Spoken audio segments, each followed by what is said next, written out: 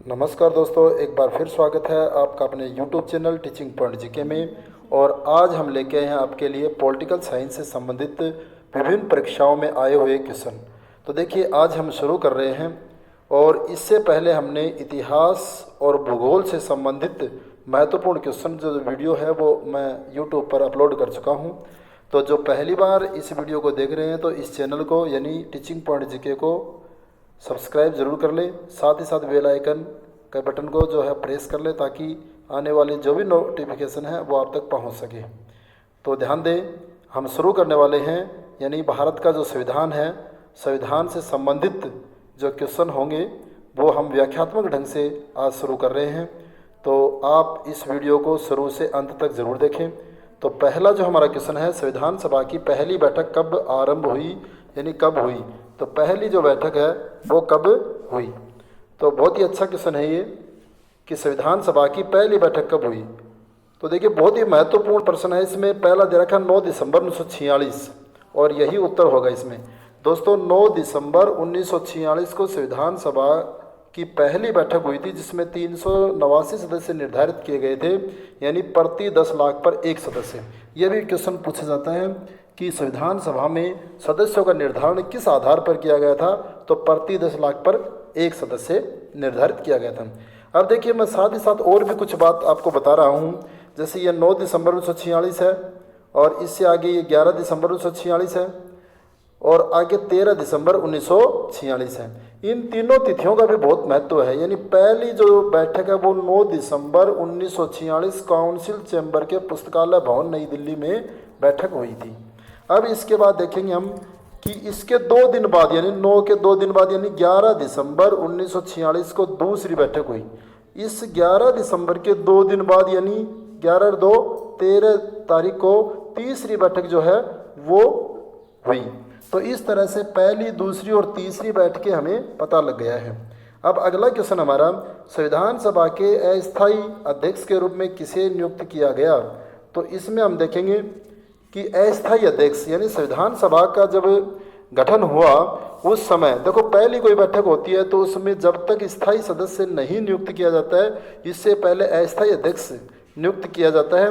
तो जो अस्थायी अध्यक्ष थे पहले थे वो डॉक्टर सच्चिदानंद सिन्हा, यानी ये आपको याद रखना है।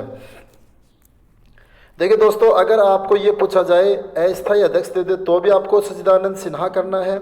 यदि संविधान सभा का पहला अध्यक्ष दे दे तो भी आपको सच्चिदानंद सिन्हा करना है। लेकिन यदि प्रश्न में इस तरह से पूछा जाए कि पहला स्थायी अध्यक्ष कौन था, तो आपको फिर डॉक्टर राजेंद्र प्रसाद करना है।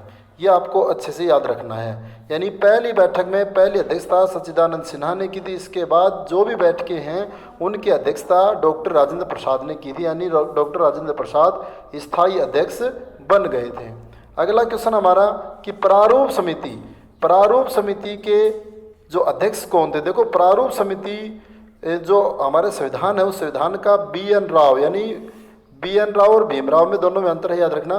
तो BN राव जो उन्होंने संविधान का प्रारूप तैयार किया और इस पर विचार करने के लिए प्रारूप समिति का गठन किया। और इस प्रारूप समिति के जो अध्यक्ष थे वो कौन थे, डॉक्टर भीमराव अंबेडकर। ये अच्छे से याद रखना है। यानी ऑप्शन डी जो है वो इसका उत्तर होगा। यानी डॉक्टर भीमराव अंबेडकर प्रारूप समिति के अध्यक्ष थे। और इस प्रारूप समिति का जो गठन हुआ वो भी आपको याद रखना है 29 अगस्त और ये 1947 की बात है। और इस दिन ये इसका गठन हुआ था और इसमें 7 सदस्य थे, याद रखना है। तो भीमराव अंबेडकर इसके अध्यक्ष थे प्रारूप समिति के। इसके बाद देखिए, और प्रारूप बनाया किसने, वो आपको याद रखना है BN राव ने। इसके बाद देखिए, अगला है संविधान सभा के स्थायी अध्यक्ष। ये क्वेश्चन आ गया। जो पहला क्वेश्चन था कि संविधान सभा के पहले अस्थायी अध्यक्ष हमने पढ़ा था डॉक्टर सच्चिदानंद सिन्हा, तो उसमें अस्थायी वर्ड था, लेकिन यहाँ स्थायी वर्ड आ गया। तो स्थायी अध्यक्ष पूछे तो फिर कौन आएगा, डॉक्टर, आपको याद रखना, डॉक्टर राजेंद्र प्रसाद। तो ये संविधान सभा के स्थायी अध्यक्ष थे। अगला क्वेश्चन है 5वां, संविधान सभा ने अंतिम रूप से संविधान को कब पारित किया। यानी संविधान सभा ने अंतिम रूप से कब पारित किया गया। देखो, इस प्रश्न में आपको ध्यान में रखना, लागू किया नहीं, संविधान सभा ने कब इसको पूर्ण किया, यानी पारित कब किया, ये क्वेश्चन है। तो इसका उत्तर होगा 26 नवंबर 1949, ये आपको याद रखना है। तो 26 नवंबर 1949 यानी सी वाला ऑप्शन पूरा होगा इसमें कि 26 नवंबर 1949 के दिन संविधान सभा ने संविधान को पारित कर दिया था और साथ ही साथ कुछ अंश लागू भी कर दिए थे, ये भी आपको याद रखना है। और पूर्ण संविधान लागू हुआ था 26 जनवरी 1950 को, ये भी आपको याद रखना है। अगला क्वेश्चन है, देखिए भारतीय संविधान पूर्ण रूप से कब लागू हुआ। देखो ये अगला ही क्वेश्चन आ गया, बहुत अच्छा क्वेश्चन है कि पूर्ण रूप से कब लागू हुआ भारतीय संविधान। तो पूर्ण रूप से कब लागू हुआ, देखिए इसमें ऑप्शन दे दिया 26 नवंबर 1950, 15 अगस्त 1947, 26 नवंबर 1949, 26 जनवरी 1950। तो 26 जनवरी 1950 जो है यानी डी ऑप्शन है वो बिल्कुल सही होगा कि 26 जनवरी 1950 के दिन भारत का संविधान पूर्ण रूप से लागू हो गया था। और दोस्तों इससे पहले जब इतिहास के क्वेश्चन हमने छोड़े तो उस समय मैं बता भी चुका था कि संविधान को 26 जनवरी के ही दिन लागू क्यों किया गया। इसके पीछे कहानी मैंने बताई थी कि 26 जनवरी जो इससे पहले 1929 में लाहौर अधिवेशन हुआ था और इस लाहौर अधिवेशन की अध्यक्षता करते हुए जवाहरलाल नेहरू ने घोषणा की थी कि 26 जनवरी 1930 तक भारत को आज़ाद करवा लेंगे। चूँकि 26 जनवरी 1930 को भारत आज़ाद नहीं हुआ तो इस तिथि को यादगार बनाने के लिए इस दिन संविधान लागू किया गया, ये आपको याद रखना है। आगे अगला क्वेश्चन हमारा, भारतीय संविधान के किस भाग को संविधान की आत्मा कहा जाता है। देखिए भारतीय संविधान के किस भाग को संविधान की आत्मा कहा जाता है। तो बहुत ही अच्छा और सुंदर क्वेश्चन है ये। तो भारत के जो संविधान की प्रस्तावना है उस प्रस्तावना को भारत के संविधान की आत्मा कहा जाता है, इसको याद रखना है। एक बात मैं और बता देता हूँ इसमें कि जो भीमराव अंबेडकर हैं, जो प्रारूप समिति के अध्यक्ष थे भीमराव अंबेडकर ने भारत के संविधान की जो आत्मा है वो अनुच्छेद 32 को कहा, ये आपको याद रखना है। अनुच्छेद 32 को कहा, ये आपको अलग से याद रखना है। अनुच्छेद 32 में क्या है, संवैधानिक उपचारों का अधिकार। तो संवैधानिक उपचारों का जो अधिकार है उसको इसने जो है संविधान की आत्मा कहा, तो ये आपको याद रखना है। तो अनुच्छेद 32 को यानी केवल भीमराव अंबेडकर ने अनुच्छेद 32 को कहा, बाकी जो हमारे संविधान की आत्मा है वो प्रस्तावना को ही माना जाता है। इससे आगे देखिए अगला जो हमारा क्वेश्चन है, देखिए संविधान सभा ने राष्ट्रीय गान को कब स्वीकार किया। देखो बहुत अच्छा क्वेश्चन है ये कि संविधान सभा ने राष्ट्रीय गान, तो राष्ट्रीय गान को कब स्वीकार किया गया, तो इसको आपको याद रखना है। देखो राष्ट्रीय गान और राष्ट्रगीत इन दोनों में आपको फर्क समझना है। राष्ट्रगान जनगण मन है और राष्ट्रगीत वंदे मातरम है, और इन दोनों में 2 दिन का अंतर है। यानी ये जो राष्ट्रगान है ये 24 जनवरी 1950 को स्वीकार किया गया, और जो राष्ट्रगीत है यानी जो जनगण मन वंदे मातरम है वो आपको याद रखना है 26 जनवरी 1950। यानी राष्ट्रगान और राष्ट्रगीत, इसमें आपको अच्छे से याद रखना है कि देखो इसमें गान यानी आ की मात्रा आ रही है, उसमें गीत है ई की मात्रा। तो गान यानी आ की मात्रा पहले आती है तो वो 2 दिन पहले यानी 24 जनवरी 1950, और राष्ट्रगीत गीत यानी गी बाद में आती है तो वो 2 दिन बाद में यानी 26 जनवरी 1950 को राष्ट्रगीत को स्वीकार किया गया। तो इस तरह से आपको बहुत ही सही तरीके से याद हो जाएगा ये। अगला क्वेश्चन है, 9वां क्वेश्चन है, भारतीय नागरिकों को कितने मूल अधिकार प्राप्त हैं। देखिए भारतीय जो नागरिक हैं, देखो मूल अधिकार आपको अच्छे से पता है भाग 3 में है मूल अधिकार, और मूल अधिकार 12 से 36 में है ये अनुच्छेद में। तो आपको याद रखना, देखिए कि इसमें आपको अच्छे से याद रखना है कि मूल अधिकार जो है जैसे 5 दे रखा है, 6 दे रखा है और 7 दे रखा है और ये 8 दे रखा है, ठीक है। इसमें आपको याद रखना है कि भारत के जो मूल अधिकार कितने प्राप्त वर्तमान में 6 हैं, ये अच्छे से याद रखना है, ठीक है।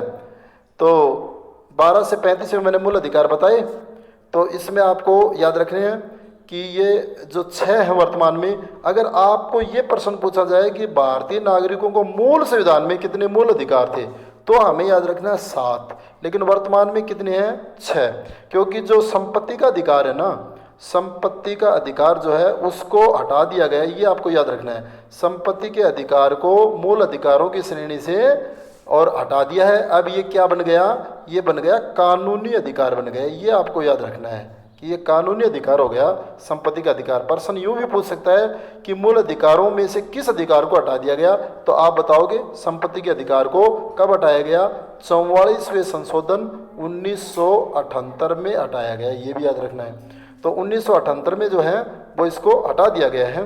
तो इस तरह से वर्तमान में कितने बचे, वर्तमान में बचे 6। अब इससे अगला क्वेश्चन हमारा, संपत्ति के अधिकार को किस संशोधन द्वारा हटा दिया गया। अगला क्वेश्चन आ ही गया, हमने पहले भी बता दिया ये।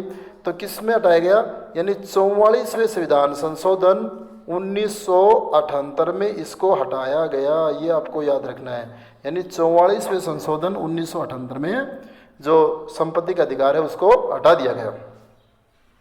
अगला क्वेश्चन है, मूल अधिकारों को रक्षक किसे कहा जाता है। देखो मूल अधिकार जो हमारे हैं उनके रक्षक आपको याद रखना है कि केवल मूल अधिकार ही ऐसे हैं जिनके रक्षक उच्च न्यायालय भी है और सर्वोच्च न्यायालय भी। याद रखना आपको, यानी इस व्यक्ति को मूल अधिकारों का जब हनन होता है तो उस समय वो उच्च न्यायालय में फरियाद कर सकता है, या वो चाहे तो सुप्रीम कोर्ट यानी सर्वोच्च न्यायालय में भी फरियाद कर सकता है। तो इस तरह से सर्वोच्च न्यायालय और उच्च न्यायालय दोनों ही इसके उत्तर होंगे, यानी ए व बी दोनों। ठीक है।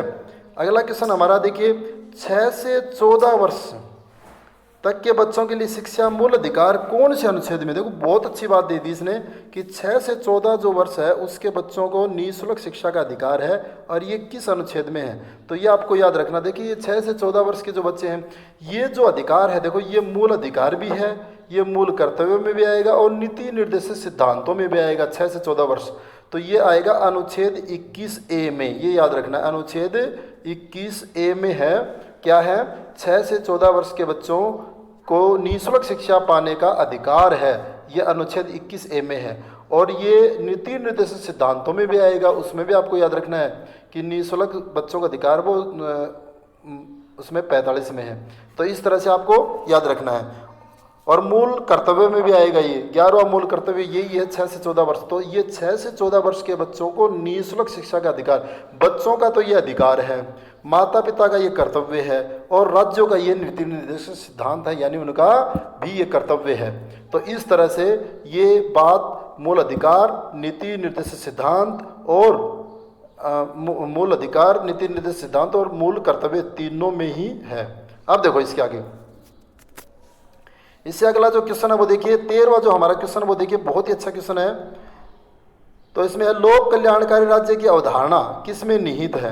तो लोक कल्याणकारी जो राज्य के नीति निर्देशित सिद्धांत है, आपको याद रखना लोक कल्याणकारी राज्य की अवधारणा किस में है, राज्य के नीति निर्देशित सिद्धांत या तत्व, एक ही बात है। तो राज्य के जो नीति निर्देशित तत्व हैं ये आपको याद रखना है। ये नीति निर्देशित तत्व ये अनुच्छेद 36 से 51 में है और भाग 4 में है। ये आपको याद रखना है। ये इसकी जो उद्देश्य है इनका कि नीति निर्देशित तत्वों का जो उद्देश्य है वो लोक कल्याणकारी राज्य की स्थापना। इसके लिए न्यायालय में कोई प्रावधान नहीं है कि लागू करने के लिए बाध्य नहीं किया जा सकता, यानी सरकार की इच्छा पर निर्भर है। ये आपको ध्यान में रखना है कि नीति निर्देशित तत्व जो है वो सरकार की इच्छा पर निर्भर है, यानी लोगों के जीवन को सुलभ बनाने के लिए, उनको आसान बनाने के लिए ये राज्य के कर्तव्य होते हैं। इन्हीं को राज्य के नीति निर्देशित सिद्धांत या तत्व कहा जाता है। तो हमारा जो उत्तर होगा वो क्या होगा, ये बी, ऑप्शन बी। संविधान के अनुच्छेद 40 दिशा निर्देश क्या देता है। तो ये जो 40 है ये नीति निर्देशित सिद्धांतों में है। तो अनुच्छेद 40 में आपको याद रखना है क्या है इसमें देखिए ग्राम पंचायतों का गठन करें, यानी राज्य का कर्तव्य ग्राम पंचायतों का गठन है 40 में। अच्छे से याद रखना, बहुत ही इंपॉर्टेंट क्वेश्चन है ये कि संविधान 40 में क्या है, अनुच्छेद 40 में क्या है, ग्राम पंचायतों का गठन से संबंधित दिशा निर्देश हैं। तो ये अनुच्छेद 40 में है। अगला क्वेश्चन हमारा, संविधान में मूल कर्तव्य कहाँ से लिए गए। बहुत अच्छी बात है, मूल कर्तव्य देखो, मूल अधिकार नहीं, मूल अधिकार तो हमने लिए अमेरिका से और मूल कर्तव्य लिए किससे, रूस से लिए। ये याद रखना आपको कि मूल कर्तव्य कहाँ से लिए, रूस से, और अधिकार कहाँ से लिए, अमेरिका। देखो अमेरिका आज पूरी दुनिया पर अधिकार रखता है, इस तरह याद कर सकते हैं। और कोई बच्चा रूठ जाता है यानी रूस जाता है तो उसको कर्तव्य याद दिला दो कि बेटा तेरा कर्तव्य ये है कि तुम माता पिता की सेवा करना, कहना मानना, तो वो मान जाएगा। तो इस तरह से मूल कर्तव्य जो है वो रूस के संविधान से लिए गए। इसमें आएगा ऑप्शन ए, इसमें इसका उत्तर होगा। अगला जो क्वेश्चन हमारा देखिए, संविधान में मूल कर्तव्य की संख्या कितनी है। देखो संविधान में मूल कर्तव्य की, संविधान में, इसमें आपको याद रखना मूल कर्तव्य की संख्या कितनी है। तो इसमें आपको मैं 2 क्वेश्चन बता रहा हूँ, एक बात एक में इसमें ध्यान में रखिए। तो वर्तमान में कितनी है, देखो ये मूल कर्तव्य मूल संविधान में एक भी नहीं था। ये क्वेश्चन बहुत सारे बच्चों का गलत होता है, ये याद रखना है कि मूल संविधान में मूल कर्तव्य यानी मूल संविधान का मतलब क्या है कि 26 जनवरी 1950 को जो संविधान लागू हुआ था उसको हम मूल संविधान कहते हैं, याद रखना, यानी 26 जनवरी। उसके बाद से तो क्या है, बहुत सारा परिवर्तन हो चुका, तो परिवर्तित संविधान है, लेकिन ये मूल संविधान था जिस दिन लागू हुआ, ये 26 जनवरी 1950 के दिन। तो इस दिन के संविधान को क्या कहते हैं, मूल संविधान कहा जाता है। और इसमें मूल कर्तव्य कितने थे, तो आपको याद रखना एक भी नहीं था, यानी कितने थे, 0 थे, याद रखना ये, क्योंकि मूल कर्तव्य जोड़े गए हैं 42वें संशोधन 1976 में जोड़े गए, सरदार स्वर्ण सिंह समिति की सिफारिश पर जोड़े गए। ये बहुत अच्छे से याद कर लेना है तुम्हें कि 1976 से पहले मूल कर्तव्य नहीं थे। तो अगर आपको प्रश्न पूछे, ये बहुत सारे बच्चों को बार बार गलत हो जाता है, किस तरह से गलत होता है वो भी मैं आपको चर्चा करूंगा। तो 42वें संविधान संशोधन 1976 में ये जोड़े गए, और उस समय ये संख्या इनकी थी 10, ये याद रखना है, उनकी संख्या कितनी थी, 10, और वर्तमान में है 11। और 11वां कौन सा है, 6 से 14 वर्ष के बच्चों को निःशुल्क शिक्षा का अधिकार। ये 11वां जो है जोड़ा गया है। इससे पहले भी मैं बता चुका, 6 से 14 वर्ष के बच्चों को निःशुल्क शिक्षा का अधिकार, तो बच्चों का, हर माता पिता का ये कर्तव्य है, ये याद रखना है। तो देखिए, अब देखिए मूल संविधान में तो एक भी नहीं था, जब जोड़े गए जब संख्या कितनी थी, 10, और आज कितनी संख्या है, 11। और 11वां कब जोड़ा गया, 86वां संविधान संशोधन 2002 में जोड़ा गया, ये भी याद रखना आपको।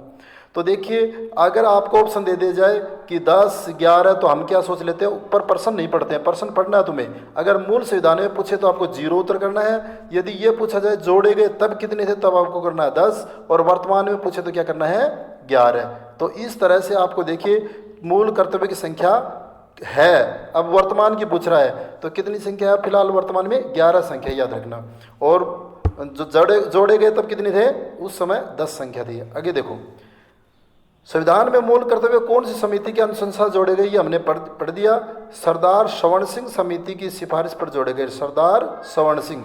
तो ये स्वर्ण सिंह, करण सिंह, ये देखिए ध्यान से, ये थोड़ा सा आपको भ्रमित करने के लिए इस तरह एक जैसे उत्तर दे रहा है ये। तो स्वर्ण सिंह समिति की सिफारिश पर ये जोड़े गए, ये आपको याद रखने हैं। अब देखो इसके आगे, भारतीय संघ की शक्ति किसमें है। तो संघ की जो कार्यपालिका शक्ति है वो किसमें निहित है, ये आपको बहुत अच्छा क्वेश्चन दे दिया कि संघ की जो कार्यपालिका शक्ति है वो किसमें निहित है। तो वो किसमें निहित है, वो अनुच्छेद 53 में राष्ट्रपति में निहित है, ये याद रखना आप, किसमें निहित है, राष्ट्रपति में। देखो अनुच्छेद 52 में एक राष्ट्रपति होगा, और 53 में क्या लिखा हुआ है कि संघ की कार्यपालिका शक्ति राष्ट्रपति में निहित होंगी। तो इस तरह से ये संघ की जो कार्यपालिका शक्ति वो किसमें है, राष्ट्रपति में। आगे देखो, अगला क्वेश्चन हमारा बहुत अच्छा क्वेश्चन है, राष्ट्रपति का कार्यकाल कितना है, यानी कार्यकाल की अवधि कितनी है। तो राष्ट्रपति का जो कार्यकाल है वो देखिए 5 वर्ष का होता है, याद रखिए 5 वर्ष, ये याद रखना है, राष्ट्रपति का जो कार्यकाल होता है वो 5 वर्ष। अगर प्रधानमंत्री का पूछा जाए तो उसमें हम अनिश्चित करेंगे, क्योंकि प्रधानमंत्री का अधिकतम कार्यकाल तो 5 साल होता है, लेकिन कभी भी वो सरकार गिर सकती है, तो इस तरह उसका अनिश्चित आएगा। लेकिन राष्ट्रपति का जो कार्यकाल है वो कितना आएगा, 5 वर्ष की अवधि, और 35 वर्ष की आयु पूर्ण करना होना चाहिए योग्यता के लिए, ये आपको याद रखना है। अगला क्वेश्चन है, राष्ट्रपति पद के चुनाव के लिए कौन सी विधि अपनाई जाती है। देखो राष्ट्रपति के चुनाव के लिए आपको पता है अनुपातिक प्रतिनिधित्व की, एकल संक्रमणीय, अप्रत्यक्ष मत, ये सारे आ गए इसमें। देखो अनुपातिक प्रतिनिधित्व बिल्कुल सही बात है, एकल संक्रमणीय बिल्कुल सही बात है, और अप्रत्यक्ष मतदान ये भी बिल्कुल सही है। तो इस तरह से कि अनुपातिक प्रतिनिधित्व की, एकल संक्रमणीय, अप्रत्यक्ष और प्रत्यक्ष में आपको अंतर पता होगा कि जनता, जिस चुनाव में जनता सीधे भाग लेती है उसको कहते हैं प्रत्यक्ष चुनाव, और जिसमें जनता के नुमाइंदे भाग लेते हैं, जनता द्वारा चुने गए प्रतिनिधि भाग लेते हैं, उसको बोलते हैं अप्रत्यक्ष चुनाव। तो इसमें जनता सीधे भाग नहीं लेती, जनता के प्रतिनिधि इसमें भाग लेते हैं। अगला क्वेश्चन हमारा, निर्विरोध चुने जाने वाले राष्ट्रपति, बहुत अच्छा क्वेश्चन है। देखिए इस क्वेश्चन में आपको ध्यान में रखना है, एक तो इसमें दे दिया निर्विरोध चुने जाने वाले, और एक आता है निर्दलीय, दोनों चीज़ों में अंतर है। तो निर्विरोध, निर्विरोध कौन चुने गए राष्ट्रपति, तो वो आपको याद रखना नीलम संजीव रेड्डी ऐसे राष्ट्रपति हुए हैं जो निर्विरोध चुने गए। नीलम संजीव रेड्डी, इसमें नी भी आ रहा है लेकिन निर्दलीय में भी नी आ रहा है। अगर आपको पूछा जाए निर्विरोध तो आप नीलम संजीव रेड्डी करना है, और अगर आपको पूछा जाए निर्दलीय तो वो मैं आपको अभी बता देता हूँ, आगे क्वेश्चन आए न आए, वो वी गिरी। तो ये याद रखना वी गिरी। तो देखो दल नहीं था, गिरी गिरी थी केवल, निर्दलीय यानी आम की गिरी गिरी थी, दल नहीं था। तो इस तरह से वी गिरी जो है वो निर्दलीय, और निर्विरोध कौन चुने गए वो आपको याद रखना है, कौन, नीलम संजीव रेड्डी। एक बड़ी बात और बता रहा हूँ, नीलम संजीव रेड्डी एक ऐसे राष्ट्रपति हैं जो कभी ये लोकसभा अध्यक्ष भी रहे हैं। नीलम संजीव रेड्डी ऐसे राष्ट्रपति रहे हैं जो चुनाव भी हारे हैं, यानी राष्ट्रपति का चुनाव हारने वाले एकमात्र व्यक्ति यही हैं जो एक बार चुनाव हारे दूसरी बार जीते, जबकि ऐसा और नहीं हुआ है, क्योंकि जो चुनाव हारे हैं वो दोबारा चुनाव लड़े नहीं या फिर जीते नहीं। ये सीधी सी बात है। आगे देखो, राष्ट्रपति पर महाभियोग का आरोप संसद के किस सदन में लाया जाता है। देखो राष्ट्रपति पर महाभियोग, ये बहुत अच्छी बात है, राष्ट्रपति पर महाभियोग का आरोप संसदीय किस सदन में लाया जाता है। तो देखो बहुत अच्छा क्वेश्चन है ये। तो महाभियोग जो है राष्ट्रपति को हटाने की प्रक्रिया है महाभियोग, ये आपको याद रखना है। महाभियोग क्या है, अनुच्छेद 61 में ये राष्ट्रपति को हटाने की प्रक्रिया है। और ये याद रखना आपको कि संसद के किसी भी सदन में लाया जा सकता है, अच्छे से याद रखना है, चाहे लोकसभा में चाहे राज्यसभा में, यानी ये महाभियोग किसी भी सदन में लाया जा सकता है। महाभियोग के लिए शर्त है कि कदाचित सिद्ध कदाचार, यानी अगर वो संविधान का अतिक्रमण करता है, संविधान के नियमों की उल्लंघन करता है, तो इस समय हम महाभियोग ला सकते हैं। उसकी प्रोसेस बहुत लंबी है, वो क्वेश्चन में आएगी तो बताएंगे। आगे देखिए, भारतीय सेनाओं का सर्वोच्च सेनापति कौन होता है। बहुत अच्छा क्वेश्चन है। भारतीय सेनाओं का सर्वोच्च सेनापति है वो कौन होता है, तो वो राष्ट्रपति होता है, यानी सर्वोच्च कमांडर कौन होता है। तीनों सेनाओं का सर्वोच्च कमांडर कौन होता है, राष्ट्रपति होता है। तो इस तरह से हमें याद हो गया, राष्ट्रपति जो है वो तीनों सेनाओं का सर्वोच्च कमांडर होता है। अगला क्वेश्चन देखिए, हमारा अगला जो क्वेश्चन है वो देखिए, संघ की कार्यपालिका शक्ति, ये दोबारा आ गया क्वेश्चन, एक बार आ चुका था ये। संघ की कार्यपालिका शक्ति किस में निहित है, तो राष्ट्रपति में निहित है, ये पहले भी क्वेश्चन आ चुका।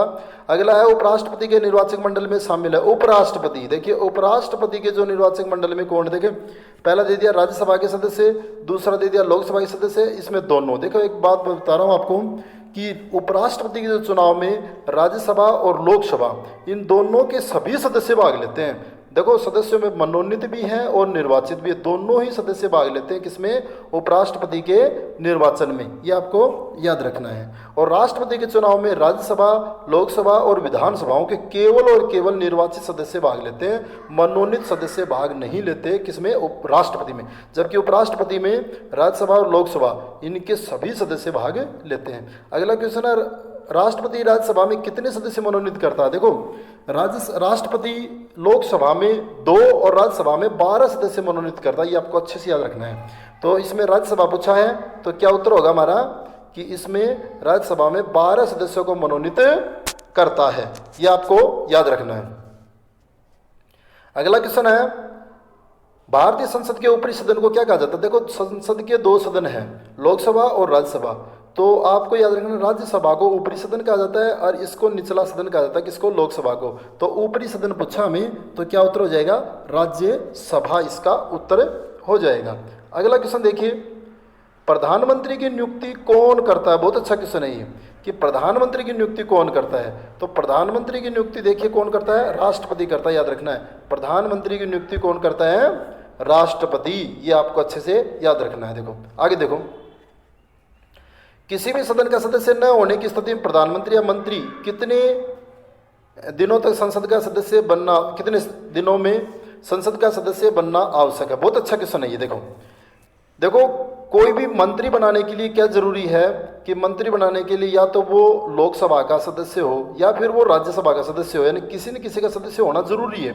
लेकिन यदि वो नहीं है तो 6 महीने के अंदर अंदर उसको सदस्यता लेनी अनिवार्य है, यानी 6 महीने तक वो अपने पद पर बना रह सकता है। ये आपको याद रखना है कि 6 महीने, जैसे मान लो कोई भी किसी भी व्यक्ति को, किसी भी सामान्य पुरुष को भी मंत्री बनाया जा सकता है, लेकिन आवश्यक है कि 6 महीने के भीतर उसको संसद के किसी भी सदन, चाहे वो लोकसभा हो चाहे वो राज्यसभा हो, उसके लिए उसको सदस्यता लेना अनिवार्य है, अन्यथा उसका पद रिक्त माना जाएगा, यानी वो अपने आप ही हटना पड़ेगा उसको।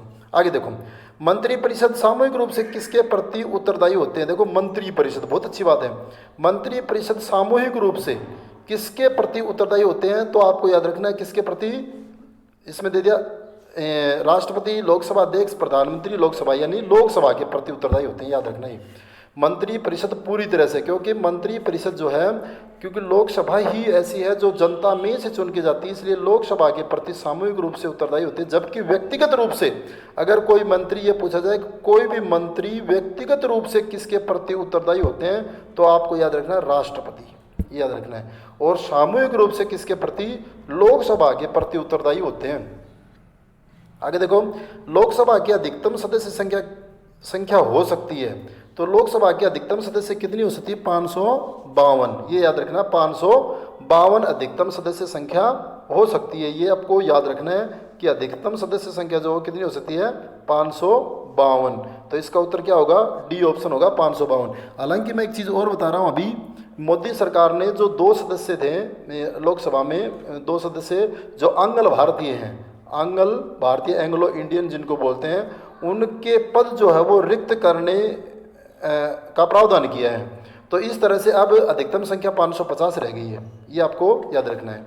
अब देखो इससे आगे, राज्यसभा की अधिकतम सदस्य संख्या सदस्य के, तो राज्यसभा के यदि पूछा जाए तो राज्यसभा की अधिकतम सदस्य संख्या देखिए कितनी है? 250 हो सकती है। देखिए अधिकतम सदस्य संख्या 250 हो सकती है, वर्तमान में 245। इसी तरह लोकसभा में इस प्रश्न के अनुसार उत्तर आएगा कि अधिकतम 552 हो सकती है, लेकिन हैं कितने? 545। ये याद रखना, कितने हैं? 545। तो ये आपको अच्छे से याद रखना कि लोकसभा में 545 हैं और हो सकते हैं 552, और ये प्रश्न बाद में आएगा। आगे से जो प्रश्न आएंगे उसमें 550 उत्तर होगा, क्योंकि 2 सदस्य जो है वो निरस्त कर दिए गए हैं, याद रखना ये। और राज्यसभा में अधिकतम 250 हो सकते हैं और हैं कितने? 245 वर्तमान में, ये याद रखना। तो किसी विधेयक को धन विधेयक के रूप में कौन प्रमाणित करता है? तो इसके याद रखना सीधा है लोकसभा अध्यक्ष। लोकसभा अध्यक्ष किसी विधेयक को धन विधेयक है या नहीं, ये निर्णय करने का अधिकार किसको है? लोकसभा अध्यक्ष को, और किसी को अधिकार नहीं है। इसके बाद अगला है, केंद्र सरकार के प्रथम विधि अधिकारी कौन होता है? बहुत अच्छा क्वेश्चन है। प्रथम विधि अधिकारी कौन होता है? तो महान्यायवादी, याद रखना, महान्यायवादी। अनुच्छेद 76 में महान्यायवादी जो है वो प्रथम विधि अधिकारी है, यानी पहला विधि अधिकारी कौन होता है? महान्यायवादी है। न्याय के रूप में सबसे बड़ा पद होता है ये, और ये सुप्रीम कोर्ट का जो रिटायर्ड जज होता है। आगे देखिए, संघ राज्य क्षेत्रों में प्रशासन कौन चलाता है? संघ राज्य क्षेत्र में, जो संघ राज्य क्षेत्र है यानी केंद्र शासित प्रदेश है, केंद्र शासित प्रदेशों की संख्या अब कितनी हो गई अपनी? पहले देखो एक बार 9 हो गई थी जम्मू कश्मीर को तोड़ने के बाद, अब पुनः 8 हो गई, क्योंकि जो दादर और नागर हवेली और दमन दीव को एक कर दिया है। तो संघ राज्यों में प्रशासन कौन चलाता है? तो इसका उत्तर होगा, देखो पहले दे दिया उपराज्यपाल, फिर दे दिया राष्ट्रपति द्वारा नियुक्त प्रशासक। तो बिल्कुल सही उत्तर ये होगा, राष्ट्रपति द्वारा नियुक्त प्रशासक। दिल्ली और पुडुचेरी में उपराज्यपाल पद है, तो ये भी क्या है? राष्ट्रपति द्वारा नियुक्त प्रशासक ही है। तो सबसे श्रेष्ठ जो उत्तर होगा वो क्या होगा कि राष्ट्रपति द्वारा नियुक्त प्रशासक जो है वो संघ राज्य क्षेत्रों में प्रशासन चलाएगा।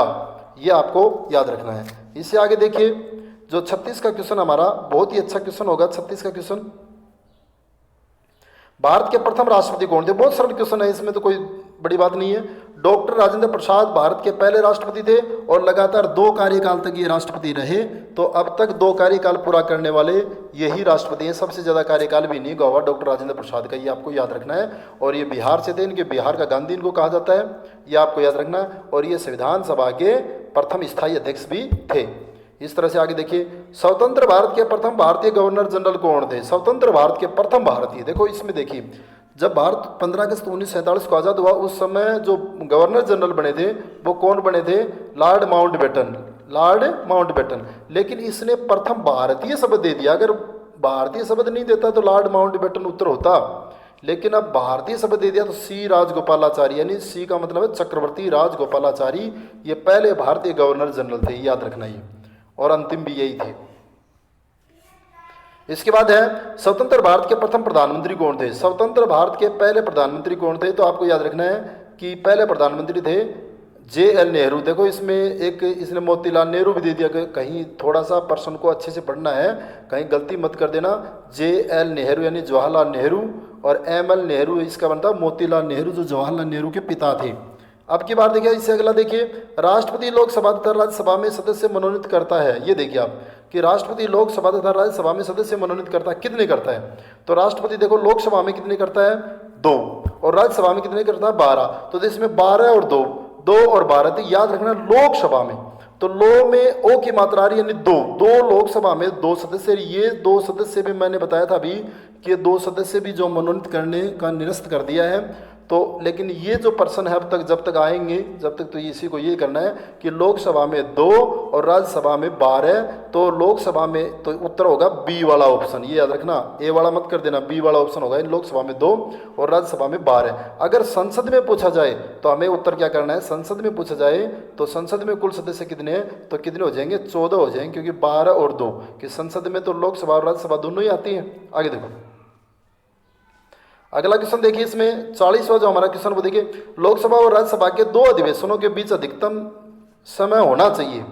तो इसमें याद रखिए, लोकसभा और राज्यसभा में 2 अधिवेशन, यानी एक साल में 2 अधिवेशन होते हैं, ये याद रखना है। और दोनों अधिवेशन में 6 माह से अधिक अंतर नहीं होना चाहिए, यानी अधिकतम 6 महीने से ज़्यादा अंतर नहीं होना चाहिए 2 अधिवेशनों के बीच। तो इसमें उत्तर आ जाएगा 6 माह का अंतर, इससे ज़्यादा अंतर नहीं होना चाहिए, यानी 6 महीने, हर 6 महीने में एक अधिवेशन होना जरूरी है।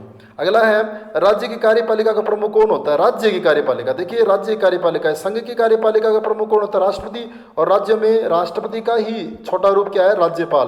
तो इसमें उत्तर क्या हो जाएगा? गवर्नर यानी राज्यपाल। तो राज्य की कार्यपालिका प्रमुख कौन हुआ? राज्यपाल। अगला क्वेश्चन है, देखिए अगला क्वेश्चन है, संविधान के अनुसार विधानसभा के सदस्यों की अधिकतम संख्या। देखिए ये देखिए, संविधान के अनुसार विधानसभा सदस्यों की संख्या कितनी, अधिकतम सदस्य संख्या कितनी है? तो आप याद रखिए कि अधिकतम विधानसभा के सदस्यों की संख्या हो सकती है 500, याद रखना 500, और न्यूनतम 60 से कम नहीं हो सकती। लेकिन अपवाद है सिक्किम, याद रखना है, सिक्किम जो है उसमें है 32, मिजोरम जो है याद रखना, मिजोरम ये लिख भी लो आप 40, और इसके बाद गोवा में भी कितनी है? गोवा में भी 40। तो इस तरह से अधिकतम तो 500 हो सकती है और न्यूनतम 60 से नीचे नहीं होने चाहिए। लेकिन ये अपवाद है, सिक्किम में 32, मिजोरम और गोवा में 40 सदस्य हैं। तो इस तरह से ये अपवाद है, लेकिन अधिकतम इसमें क्या होता है? 500। तो सबसे ज़्यादा वर्तमान में उत्तर प्रदेश में है विधानसभा के कितने सदस्य? 403 सदस्य हैं, 500 किसी में नहीं है। सबसे बड़ा जो राज्य है जनसंख्या में वो यूपी है, और उसमें 403 सदस्य हैं किसके? विधानसभा के। और लोकसभा की 80 सीटें हैं। तो लोकसभा की दृष्टि से बड़ा क्षेत्र यही है। आगे देखिए, अगला है, वर्तमान में ये हो गया 500। वर्तमान में भारत में कितने राज्यों में विधान परिषद विद्यमान है? तो वर्तमान में कितने में है? तो इसमें देखो ऑप्शन ही नहीं दे रखा है। वर्तमान में जो है वो 7 में है, याद रखना आप, कितने में है? 7 में है। और उसका उत्तर देता हूँ मैं, देखिए कितना इसमें J8 KUMB, यानी ये आपको उत्तर याद रखना है। J से जम्मू कश्मीर, A से आंध्र प्रदेश, T से तेलंगाना, याद रखना, आंध्र प्रदेश से तेलंगाना अलग हुआ, कर्नाटक, U से यूपी, M से महाराष्ट्र और B से बिहार। तो इस तरह जाट कुंभ आप याद रख सकते हो। ये जो है विधान परिषद वाले क्षेत्र है। क्या है ये? विधान परिषद वाले हैं ये, याद रखना, जाट कुंभ, ये याद रखना आप। तो इस तरह से आपको याद रह जाए तो 7 इसमें उत्तर आएगा। अगर एक बात और भी सही है इसमें, हालांकि ये तो प्रश्न गलत है, वर्तमान में भारत में कितने राज्यों में, अगर राज्य पूछा जाए, सिर्फ राज्य पूछा जाए, तो जम्मू कश्मीर आज राज्य नहीं रहा। ये बात सही है कि जम्मू कश्मीर यूटी बना दिया गया, यानी केंद्र शासित प्रदेश बना दिया। उस स्थिति में ये बिल्कुल सही बात है कि 6 आ सकते हैं। लेकिन इस प्रश्न में तो गलती हुई, क्योंकि पुराना प्रश्न है ये, आए हुए क्वेश्चन है ये। अगला क्वेश्चन है, राज्य का मंत्रिमंडल सामूहिक रूप से किसके प्रति? राज्य का मंत्रिमंडल, देखो केंद्र का मंत्रिमंडल हमने पूछा किसके प्रति उत्तरदायी होता है, उसमें हमने पढ़ा कि लोकसभा के प्रति। तो लोकसभा का छोटा रूप यहाँ क्या है? विधानसभा। तो इसमें ऑप्शन आ जाएगा ए। तो 44वें क्वेश्चन का क्या उत्तर हो जाएगा? ए, यानी विधानसभा के प्रति उत्तरदायी होगा, और व्यक्तिगत रूप से राज्यपाल के प्रति उत्तरदायी होंगे। अगला प्रश्न देखिए, विधानसभा के वर्ष में कम से कम कितने अधिवेशन होने अनिवार्य हैं? तो विधानसभा के जितने लोकसभा के उतने विधानसभा के, तो कम से कम 2 अधिवेशन होने चाहिए और 2 अधिवेशनों में अधिकतम अंतर जो है वो 6 महीने ज़्यादा नहीं होना चाहिए। ये भी ध्यान में रखिए कि 6 महीने ज़्यादा समय नहीं निकलना चाहिए एक अधिवेशन से दूसरे अधिवेशन के बीच। अगला, किस राज्य में विधानसभा सदस्यों की संख्या सर्वाधिक है? तो ये भी मैं बता चुका कि सबसे ज़्यादा जो विधायक हैं यानी विधानसभा सदस्य उत्तर प्रदेश में कितने, 403। तो 403 जो है वो कहाँ है, विधानसभा उत्तर प्रदेश में। अब देखो इसके आगे अगला जो हमारा क्वेश्चन है वो देखिए, बहुत अच्छा क्वेश्चन है। 47वां जो क्वेश्चन है वो देखिए, भारत का नियंत्रक एवं महालेखा परीक्षक किसके द्वारा नियुक्त होता है? तो भारत का नियंत्रक एवं महालेखा परीक्षक, ये याद रखिए बड़ी पोस्ट है, तो राष्ट्रपति के द्वारा ये नियुक्त होता है। राष्ट्रपति उत्तर आ जाएगा, क्या जाएगा, राष्ट्रपति इसका उत्तर आएगा। अगला क्वेश्चन है, भारत का उच्चतम न्यायालय कहाँ अवस्थित है? भारत का जो सर्वोच्च न्यायालय यानी SC यानी सुप्रीम कोर्ट बोलिए, सर्वोच्च न्यायालय बोलिए या उच्चतम न्यायालय, ये तीनों नाम एक के ही है, तो ये आपको याद रखना है। ये कहाँ है, दिल्ली में है, नई दिल्ली में है, याद रखना नई दिल्ली में है। सर्वोच्च न्यायालय एक ही है भारत में। आगे देखिए, भारत के सर्वोच्च न्यायालय के मुख्य न्यायाधीशों की संख्या कितनी है? देखो सर्वोच्च न्यायालय की इसमें तो उत्तर आएगा 31, लेकिन वर्तमान में आपको याद रखना है कि 34 संख्या निर्धारित कर दी गई है, 34, ये याद रखना। यहाँ तो उत्तर 31 आया है, लेकिन अब वर्तमान में आपको याद रखना, गूगल पर सर्च भी कर सकते हो आप, 34 की संख्या निर्धारित कर दी गई है। आगे देखिए, इससे आगे है हमारा प्रश्न है कि सर्वोच्च न्यायालय के मुख्य न्यायाधीश की नियुक्ति कौन करता है? बहुत अच्छी बात है। तो सर्वोच्च न्यायालय का मुख्य न्यायाधीश जो है उसकी नियुक्ति कौन करता है? उसकी नियुक्ति करता है राष्ट्रपति, यानी बड़ा पद राष्ट्रपति का। राष्ट्रपति प्रधानमंत्री की नियुक्ति करता है, नियंत्रक महालेखा परीक्षक की नियुक्ति करता है, महान्यायवादी की नियुक्ति करता है, न्यायाधीश की भी नियुक्ति यही करता है, कौन? राष्ट्रपति। आगे देखिए, उच्चतम न्यायालय के न्यायाधीशों का कार्यकाल कितना है? देखो ये बहुत अच्छा क्वेश्चन है। उच्चतम न्यायालय के न्यायाधीशों का जो कार्यकाल है वो कितना है? 65 वर्ष उम्र होने तक, ये याद रखिए आप, 65 वर्ष उम्र होने तक, यानी इसमें ये नहीं कि 5 वर्ष या 65 वर्ष, 6 वर्ष या 65 वर्ष, यानी 65 वर्ष उम्र जो है ये होने तक ये न्यायाधीश के पद पर बना रह सकता है।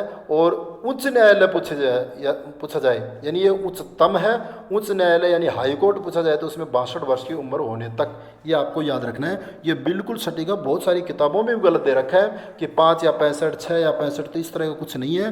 केवल आपको याद रखना है उम्र 65 वर्ष होने तक जो है वो अपने पद पर बना रह सकता है, ये याद रखना आपको।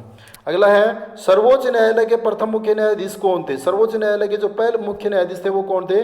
आपको याद रखना है हीरालाल जे कानिया, हीरालाल जे कानिया, ये आपको याद रखना है कि पहले जो न्यायाधीश थे भारत के वो कौन थे? हीरालाल जे कानिया, ये आपको याद रखना है।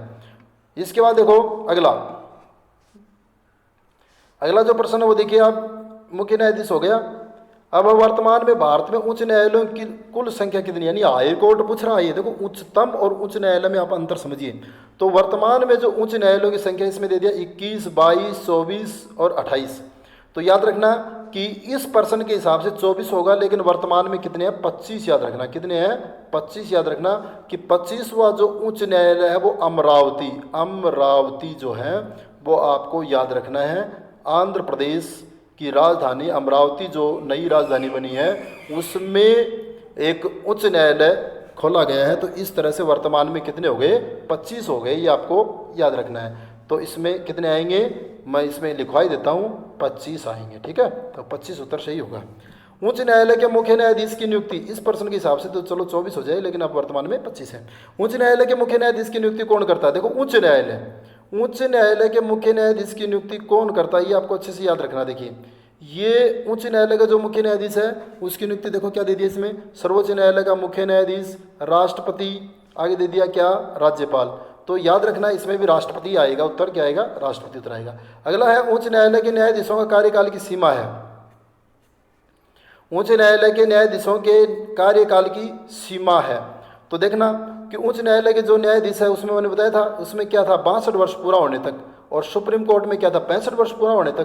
तो इस तरह से आपको दोनों ही चीज़ें याद हो जाएंगी, यानी सर्वोच्च में तो 65 और इसमें 62 वर्ष पूरा होने तक। अगला है, निम्न में से किस उच्च न्यायालय की अधिकारिता क्षेत्र सर्वाधिक है? तो इसमें आपको याद रखना है गुवाहाटी जो न्यायालय है ना, असम में ही, तो गुवाहाटी जो न्यायालय है वो आपको याद रखना है कि अधिकारिता क्षेत्र यानी सबसे ज़्यादा क्षेत्र को कवर करता है। कैसे? एक सूत्र बना रखा है मैंने, अनामी अरुण,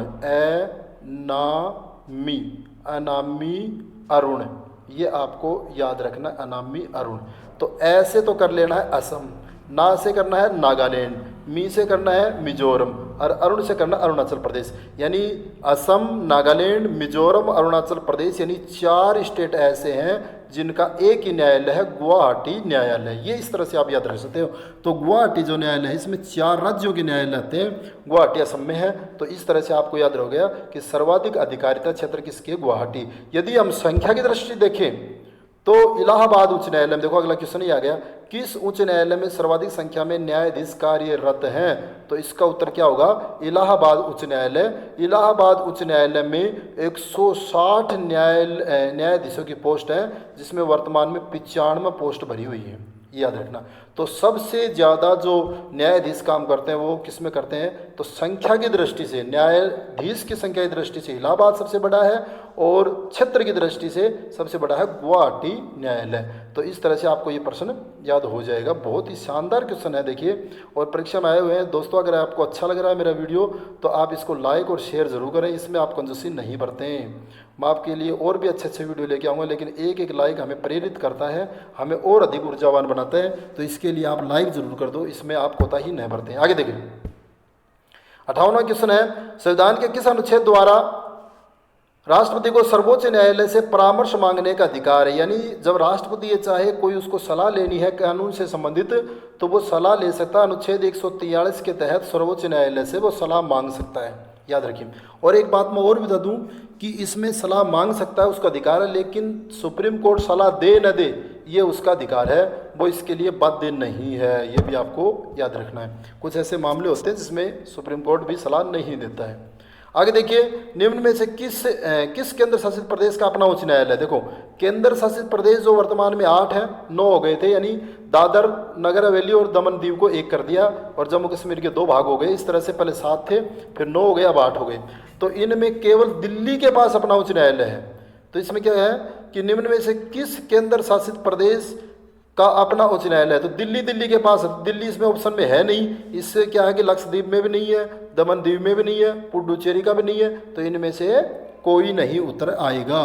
तो इस तरह से दिल्ली का है, आपको याद रखना है। तो इनमें दिल्ली है नहीं, इसलिए कोई नहीं उत्तर आ जाएगा। अगला है, राष्ट्रपति राष्ट्रीय आपातकाल की घोषणा किस स्थिति में करता है?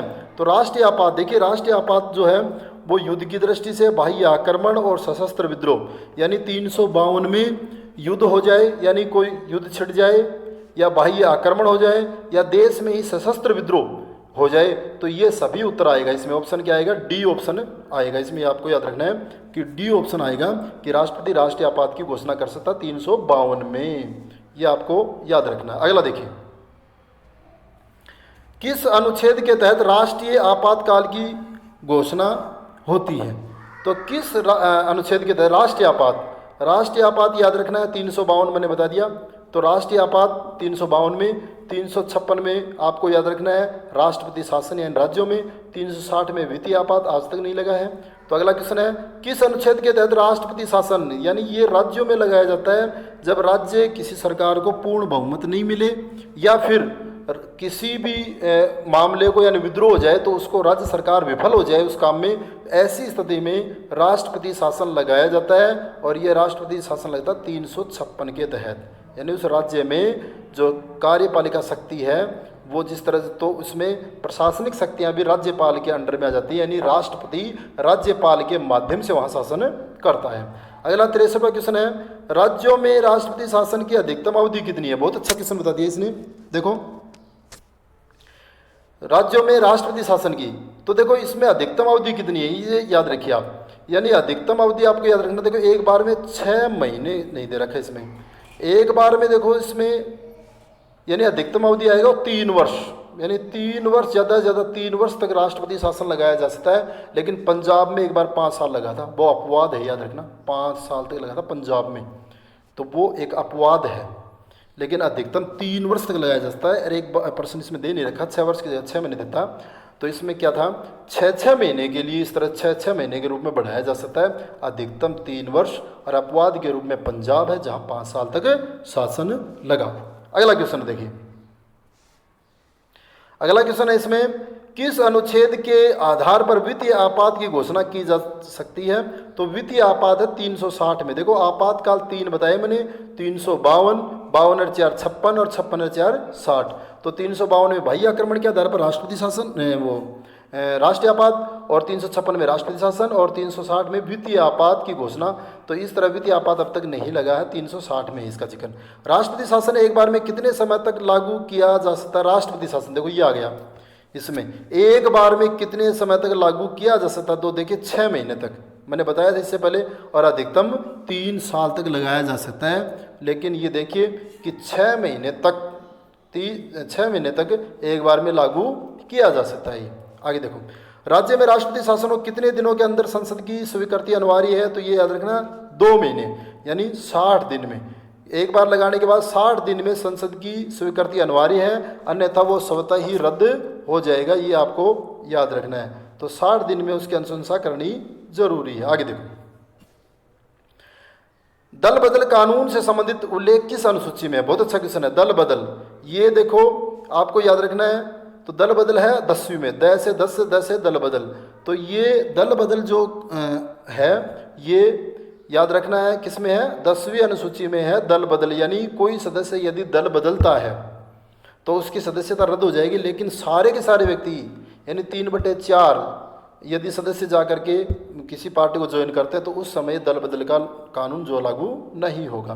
पहले क्या था, बीजेपी से जीतते वो कांग्रेस में मिल जाते, कांग्रेस से जीतते वो बीजेपी में मिल जाते। इस तरह दल बदल को रोकने के लिए ये 10वीं अनुसूची जोड़ी गई है। आगे देखो, संविधान द्वारा कितने भाषाओं को मान्यता प्राप्त? संविधान में 22 भाषाओं को मान्यता प्राप्त है, जिसमें अंग्रेजी नहीं है, अच्छे से याद रख लेना। 22 भाषाओं को संविधान में मान्यता प्राप्त है, यानी दर्जा दिया गया है। और हमारी जो राजभाषा वो क्या है? हिंदी है, ये याद रखना है। राष्ट्रीय भाषा कोई भी नहीं है। आगे देखिए, अगला जो हमारा क्वेश्चन वो देखिए, 73वां संविधान संशोधन किससे संबंधित है? बहुत अच्छा क्वेश्चन है। 73वां बता देता हूँ और 74वां बता देता हूँ आपको। 73वां संविधान संशोधन है पंचायती राज से संबंधित है, 73वां संविधान संशोधन। और 74वां पूछे तो ये नगर पालिकाओं से संबंधित यानी शहरी राज से संबंधित है। तो 73वां संविधान संशोधन 1992-93 जो है ये पंचायती राज से संबंधित है, ये अच्छे से याद रखिए, पंचायती राज से संबंधित है। पंचायती राज के शुभारंभ जो सबसे पहले नागौर के बगदरी गांव राजस्थान से शुरुआत हुई थी, याद रखना आप। अगला क्वेश्चन है इसमें, वित्त आयोग के गठन का प्रावधान कौन से अनुच्छेद में? बहुत अच्छा क्वेश्चन है ये। वित्त आयोग, तो वित्त आयोग है अनुच्छेद 280 में वित्त आयोग का गठन किया जाता है। 1951 में ये गठन किया गया था। तो 280 में जो है ये वित्त आयोग के गठन का प्रावधान है, ये आपको याद रखना। वित्त आयोग। योजना आयोग का पदेन अध्यक्ष कौन होता है? देखो योजना आयोग जो इसका पदेन अध्यक्ष होता है प्रधानमंत्री, और ये 1 जनवरी 2015 से इसको खत्म कर दिया गया और इसकी जगह आ गया है, योजना आयोग की जगह क्या आ गया? नीति आयोग। तो नीति आयोग जो है वो बन गया किसकी जगह? योजना आयोग की जगह। और नीति आयोग का पहला अध्यक्ष पूछे तो नरेंद्र मोदी, और योजना आयोग का अंतिम अध्यक्ष कौन है? वो भी नरेंद्र मोदी, क्योंकि नरेंद्र मोदी ने योजना आयोग की जगह नीति आयोग बना दिया। तो अंतिम अध्यक्ष कौन हो गया? नरेंद्र मोदी। पहला अध्यक्ष योजना आयोग का कौन होगा? यानी प्रधानमंत्री इसका अध्यक्ष होता है। तो प्रधानमंत्री पहला कौन था? तो JL नेहरू। तो योजना आयोग के पहले अध्यक्ष कौन थे? JL नेहरू। और अंतिम कौन थे? नरेंद्र मोदी। और नीति आयोग चूंकि मोदी ने ही बनाया तो मोदी इसके पहले अध्यक्ष हुए हैं, ये आपको याद रखना है। आगे देखो, भारत में प्रथम योजना आयोग का गठन कब किया गया? प्रथम योजना आयोग का देखिए इसमें दे दिया। तो योजना आयोग का गठन किया गया था 15 मार्च 1950, बिल्कुल सही है। योजना आयोग का गठन 15 मार्च 1950 और 1 जनवरी 2015 तक ये चला, इसके बाद इसको खत्म कर दिया गया। और नीति आयोग, तो ये प्रश्न पूछे कि योजना आयोग की जगह अब किसने ले ली? तो आपका उत्तर होगा नीति आयोग ने जगह ले ली, नीति आयोग। तो इस तरह से काम लगभग वही है, तो इस तरह जगह ले ली। अगला क्वेश्चन है, राष्ट्रीय विकास परिषद की स्थापना कब की गई? बहुत अच्छा क्वेश्चन है। राष्ट्रीय विकास परिषद की स्थापना कब की गई? तो ये आपको याद रखना है। तो राष्ट्रीय विकास परिषद की स्थापना देखिए, राष्ट्रीय विकास परिषद देखो इसमें दे दिया 1950, 1952, 1962, 1972। तो राष्ट्रीय विकास परिषद 1950 में इसकी स्थापना की गई, ये आपको याद रखना है। आगे देखो, अगला देखिए इसमें भाषा के आधार पर गठित राष्ट्रीय विकास परिषद 1952 आना चाहिए, एक बार मैं देखूंगा इसको और अगले प्रश्न में आपको इसके बारे में बताऊंगा। राष्ट्रीय विकास परिषद इसका उत्तर 1952 है, ये ध्यान रखना 1952। और अगले जो वीडियो होगा उसमें मैं बताऊँगा राष्ट्रीय विकास परिषद के बारे में। तो 1952 आएगा, इसमें 50 गलती से हो गया। अब देखो इससे आगे, भाषा के आधार पर गठित राज्य का पहला राज्य, भाषा के आधार पर गठित भारत का पहला राज्य कौन सा है? तो ये बहुत अच्छा क्वेश्चन है। तो पहला राज्य आंध्र प्रदेश, आपको याद रखना है। तो आंध्र प्रदेश पहला राज्य जो भाषा के आधार पर गठित हुआ 1953 में, ये आपको याद रखना है। तो आंध्र प्रदेश। बलवंत राय मेहता समिति का गठन किया गया था, किससे संबंधित है बलवंत राय? तो यह पंचायती राज से संबंधित है। बलवंत राय मेहता समिति यानी पंचायत राज को लागू करने के लिए उससे संबंधित जो सुझाव है उसके लिए बलवंत राय मेहता समिति जो है इसका गठन किया गया। बहुत अच्छा क्वेश्चन है। भारत में पंचायती राज व्यवस्था का शुभारंभ कहाँ से हुआ था? तो सबसे पहले हुआ था नागौर राजस्थान के बगदरी गांव से। तो नागौर राजस्थान से ये शुरुआत हुई है, ये आपको याद रखना है। तो नागौर के बगदरी गांव से, तो नागौर राजस्थान। और यदि राजस्थान में क्वेश्चन पूछा जाए तो इसका मूल जो उत्तर होगा बगदरी गांव। तो बगदरी गांव नागौर से ये शुरुआत हुई। इसके आगे देखिए, अगला क्वेश्चन है इसमें देखो, स्वतंत्र भारत के प्रथम निर्वाचन आयुक्त कौन थे? बहुत अच्छा क्वेश्चन है। स्वतंत्र भारत के प्रथम निर्वाचन आयुक्त कौन थे? तो सुकुमार सेन इसका उत्तर होगा। कौन होगा? सुकुमार सेन। और पहले न्यायाधीश पूछे तो हीरालाल जेकानिया हमारा उत्तर आया था। आगे देखो, प्रथम वित्त आयोग 1951 के अध्यक्ष कौन थे? तो पहले जो 1951 में अध्यक्ष थे, देखो इसमें दे दिया केसी नियोगी, केसी पंत, के संतानम, आईवी चौहान। तो ये आएगा केसी नियोगी, ये इसका उत्तर होगा। यानी वित्त आयोग जो 1951 में गठन हुआ था, अनुच्छेद 280 के तहत इसका गठन होता है। तो ये आपको याद रखना है। आगे देखिए, इससे आगे अगला जो क्वेश्चन हमारा वो देखिए ध्यान से, 2-3 क्वेश्चन और बच गए। पंचायती राज के चुनाव हेतु निर्णय लेने का अधिकार किसे प्राप्त है? देखो पंचायती राज, देखो चुनाव आयोग होता है तो केंद्रीय चुनाव आयोग होता है जो बड़े चुनाव कराता है, लेकिन राज्य के जो पंचायती राज के चुनाव करते हैं वो चुनाव आयोग करवाता है, राज्य चुनाव आयोग। तो सीधी सी बात है, चुनाव हेतु निर्णय लेने का अधिकार किसको है? चुनाव आयोग को। सरकारी आयोग का संबंध है, देखो सरकारी आयोग जो है केंद्र राज्यों के संबंधों से संबंधित है। ये केंद्र राज्यों के बीच संबंध जो बनाने के लिए सरकारी आयोग का गठन किया गया। आगे देखो, अगला क्वेश्चन है, सूचना पाने का अधिकार देश की संसद द्वारा कब पारित किया गया? तो सूचना अधिकार अधिनियम 2005। तो इसमें 2005 जहां उत्तर है वो ये है, तो ये जून 2005 इसका उत्तर हो जाएगा। तो जून 2005 से राइट टू ये इंफॉर्मेशन, तो RTI जो है सूचना पाने का अधिकार है, ये जून 2005 से लागू हुआ। ये याद रखना, कब पारित किया है? जून 2005 में। तो ये इसमें हम कोई भी संबंधित जानकारी ले सकते हैं कि किसी भी से संबंधित भी जानकारी, प्रशासनिक जानकारी यानी सैन्य क्षेत्र जो उसकी जानकारी नहीं दी जा सकती, ये आपको याद रखना है। आगे देखो, अगला क्वेश्चन है, जम्मू कश्मीर राज्य को किस अनुच्छेद के तहत विशेष राज्य का दर्जा प्राप्त है?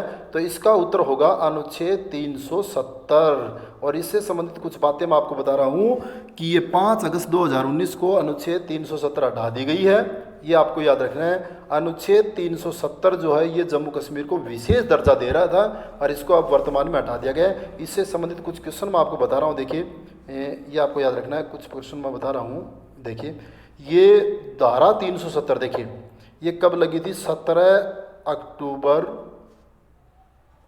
1949 को ये लगी थी। 17 अक्टूबर 1949 को ये लागू हुई थी। क्या? धारा 370। तो इसमें विशेष दर्जा दिया गया। और 14 मई 1954 में एक धारा थी 35A। और ये 35A क्या थी? यानी वहाँ की विधानसभा को ये अधिकार था कि किसको तो स्थायी नागरिक माने, किसको अस्थायी माने, किसको वोट का अधिकार दिया जाए, किसको नहीं दिया जाए, किसको नागरिकता दे, किसको नहीं दे, ये 35A में। तो इस तरह से 5 अगस्त 2019 को भारत के इतिहास में स्वर्णिम दिन रहा। और इस दिन ये धारा 370 और ये 35A अनुच्छेद ये हटा दिए गए और इस तरह से ये समाप्त हो गई। विशेष दर्जा नहीं, अब वो भारत के अन्य राज्यों की जगह अब तो केंद्र शासित प्रदेश बना दिया, यानी उसके अंडर में आ गया। इससे पहले 6 वर्ष इसका कार्यकाल था इसकी विधानसभा का। भारत के संविधान के सीधे अनुच्छेद लागू नहीं होते थे, यानी वहाँ की विधानसभा की अनुमति के बिना, लेकिन अब वो ऐसा कुछ नहीं रहा, यानी विशेष दर्जा खत्म। तो इस तरह दोस्तों मेरा ये वीडियो आपको अच्छा लगा होगा तो आप इसको अधिक से अधिक संख्या में, ज़्यादा से ज़्यादा अपने दोस्तों में शेयर करें और इसको लाइक करें, और जो संबंधित सुझाव उसके लिए कमेंट करें। और मिलते हैं अगले वीडियो में, तब तक के लिए जय हिंद, जय भारत, जय श्री राम।